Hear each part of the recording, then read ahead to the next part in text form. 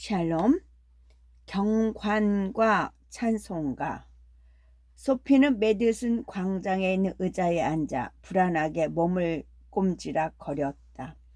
밤하늘에 기러기가 높이 날며 울고 소피가 공원 의자에 몸을 꼼지락 거릴 때가 되면 겨울이 코앞에 다가왔다는 뜻이었다. 나뭇잎 하나가 소피의 무릎으로 떨어졌다. 낙엽은 겨울의 명함이었다. 겨울은 친절하게도 매년 찾아올 때마다 이렇게 미리 소식을 전해준다. 이제 추운 겨울이 다가오니 나도 겨울나기 준비를 해야지.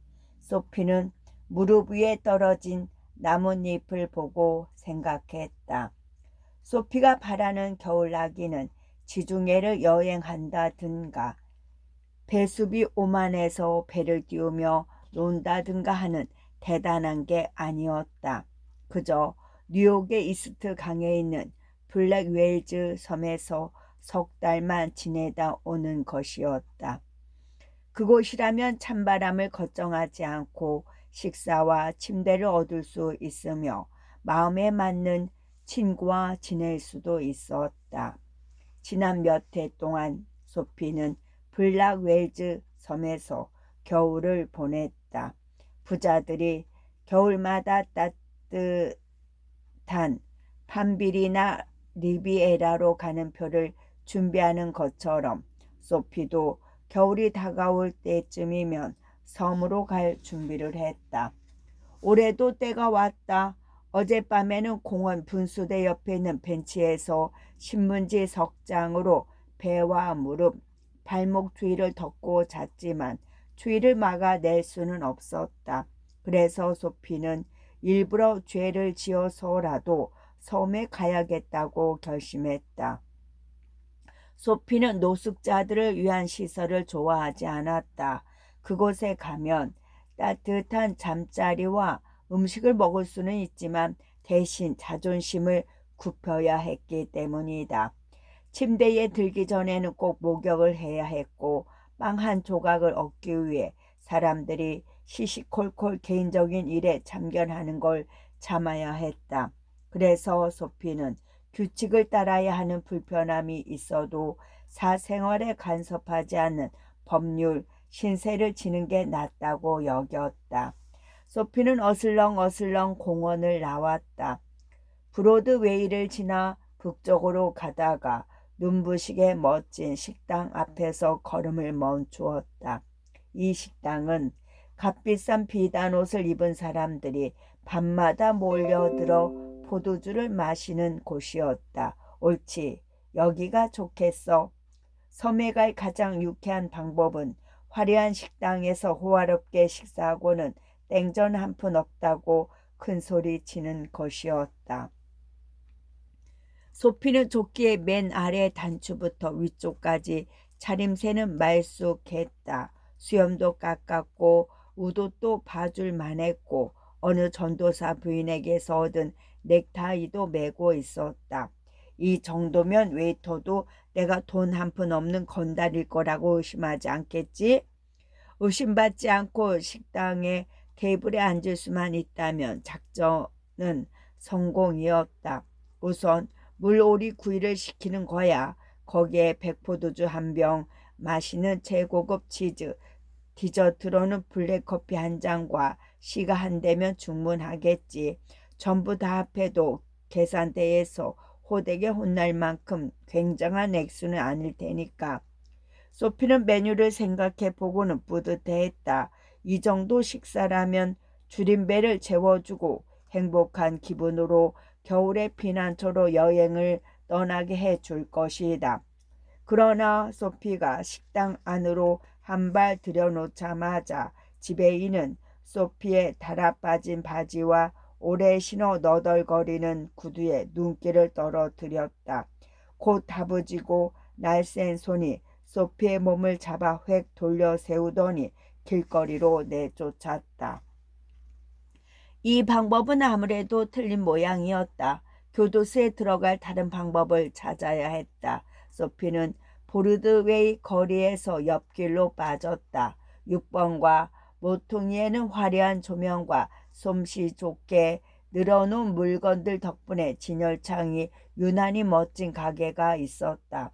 소피는 돌을 하나 집어 진열창의 유리를 박살냈다. 쨍그랑 소리에 경관과 사람들이 달려왔다. 소피는 두 손을 주머니에 넣은 채 가만히 있다가 경관을 보고 희죽 웃었다. 누구야?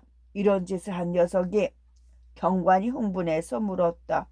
내가 했을 거라고는 생각하지 않나요? 마치 행운을 잡기는 한 것처럼 소피는 경관에게 친근하게 말했다. 그러나 경관은 소피의 말에는 관심이 없었다. 진여창을 깬 사람이 그 자리에 남아있을 리 없다고 생각했기 때문이다. 경관은 저만치서 전철을 향해 뛰어가는 한 남자를 발견하고는 경찰봉을 뽑아 들고 뒤쫓아갔다. 소피는 또다시 계획이 실패하자 안타까워하며 천천히 걷기 시작했다. 길 맞은편에는 그다지 눈에 띄지 않는 식당이 하나 있었다. 식욕은 엄청나지만 주머니가 가벼운 사람에게 안성만춤인 곳이었다. 소피가 들어가자 아무도 방해하지 않았다. 소피는 식탁에 앉아 소고기 스테이크와 핫케이크, 도넛과 파이를 단숨에 해치웠다. 그런 다음 웨이터에게 돈이 한 푼도 없다고 말했다. 자, 빨리 경관을 불러요. 네 녀석에게는 경관이 필요 없어. 어서 콘, 어서 도와줘. 웨이터는 버터처럼 느글거리는 목소리로 말했다. 두 웨이터가 소피를 딱딱한 길바닥에 무자비하게 내팽개쳤다. 왼쪽 귀가 뭉개진 소피는 겨우 일어나 옷에 묻은 먼지를 덜어냈다. 경관에게 잡혀 섬으로 가는 일은 장밋빛 꿈 같기만 했다. 거리를 5블록쯤 걷고 나서야 다시 용기가 났다. 눈앞에 얌전하고 말쑥하게 차려입은 젊은 여자가 진열창 앞에 서서 면도용 컵이랑 잉크 스탠트 같은 물건들을 정신없이 들여다보고 있었다. 게다가 좀 떨어진 곳에 경관 한 사람이 악당이 나타나기만 하면 때려잡을 것 같은 태도로 소화전 옆에 서 있었다. 순진한 여자한테 지근거리면 경관이 소피를 잡아갈 터였다. 고상하고 우아한 희생자와 성실한 경찰을 눈앞에 두고 있으니 이번 계획은 성공할 게 틀림없었다.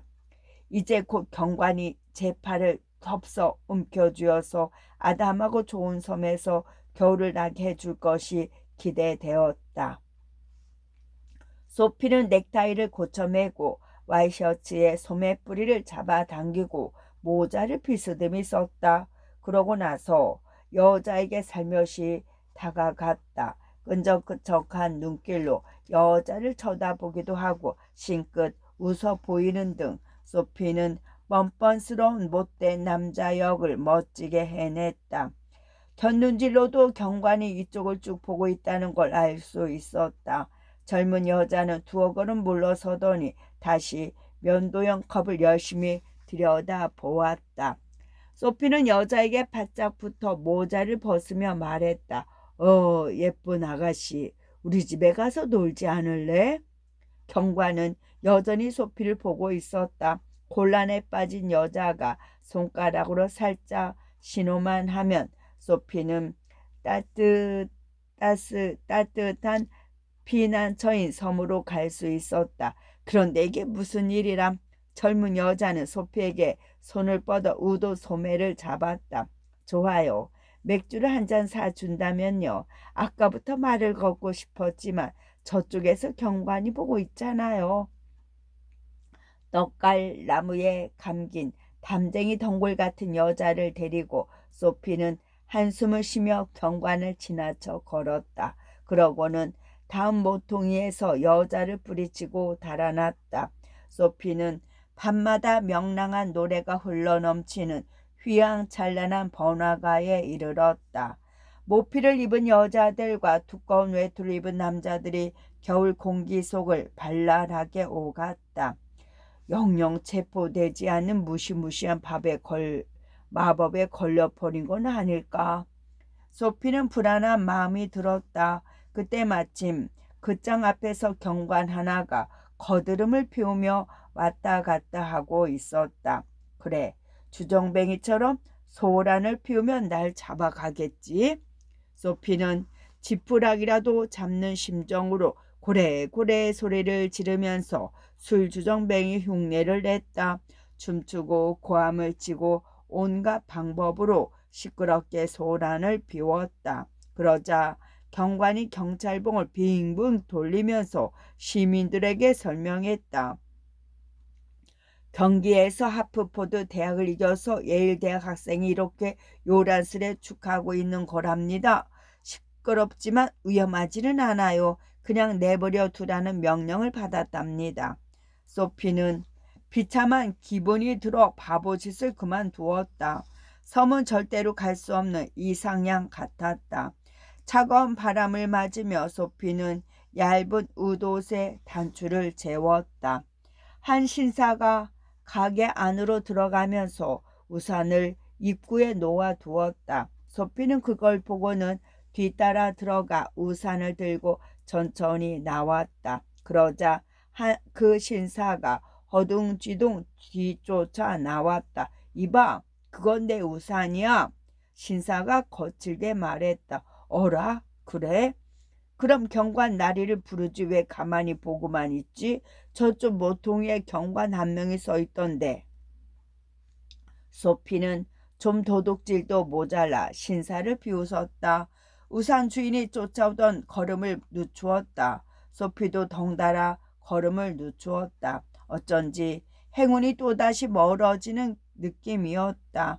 경관이 고개를 갸뚱하며 둘을 쳐다보았다. 아, 미안해요. 이런 실수는 흔히 있지요.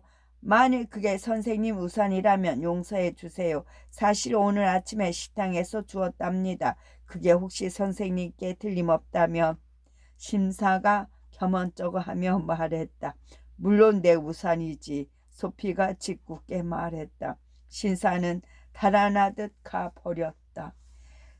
지금껏 둘을 보고 있던 경관도 다른 곳으로 가버렸다. 소피는 공사로 마구 파헤쳐진 길을 따라 동쪽으로 걸었다. 화가 나서 공사 중인 구멍에 우산을 던져버렸다. 마침내 소피는 환한 불빛도 시끌벅적한 소음도 없는 동쪽 큰 길에 이르렀다. 적막하고 조용한 거리였다. 그곳에는 뾰족 지붕에 오래된 교회가 하나 있었다. 짙은 보라색 유리를 이어붙인 장식용 유리창 너머로 불빛이 따스하게 빛났다. 누군가 찬송가를 연주하는 것 같았다. 아름다운 음악 소리가 소피의 귀에 들려왔다. 음악은 소피의 마음을 온통 사로잡았다. 달이 하늘에 휘영청 떠 있고 자동차도 거리를 오가는 사람도 없었다. 참새가 저막 끝에서 졸린 듯 쥐저귀었다. 아늑하고 평화로운 시골에 와 있는 것 같았다. 교회 안에서 들려오는 찬송가는 소피가 순진했던 어린 시절에 들었던 노래였다. 소피는 갑자기 몸이 떨렸다. 헛된 욕심과 절망에 빠져 게으르고 타락한 나날을 보내고 있는 자신이 부끄럽게 여겨졌다. 그래, 이 진흙탕에서 빠져나오는 거야. 나는 아직 젊잖아. 옛날의 진지한 마음을 되살려 나도 성실하게 사는 거야. 장엄하고 아름다운 오르간의 음률이 소피의 마음에 놀랄만한 변화를 일으켰다. 예전에 모피 수입상이 나한테 운전사가 되어보는 게 어떻겠느냐고 권한 적 있잖아. 내일 그 사람을 찾아가 일자리를 부탁해보자. 바로 그때 누군가가 소피의 손을 잡았다. 돌아보니 경관 한 명이 서 있었다. 여기서 무엇을 하고 있지? 아무것도요. 경관의 물음에 소피가 말했다. 수상하군. 날 따라와. 경관이 소피를 끌고 갔다. 다음 날 아침 경범죄 재판소에서 판사가 판결을 내렸다. 3개월간 섬에 가둘 것. 끝.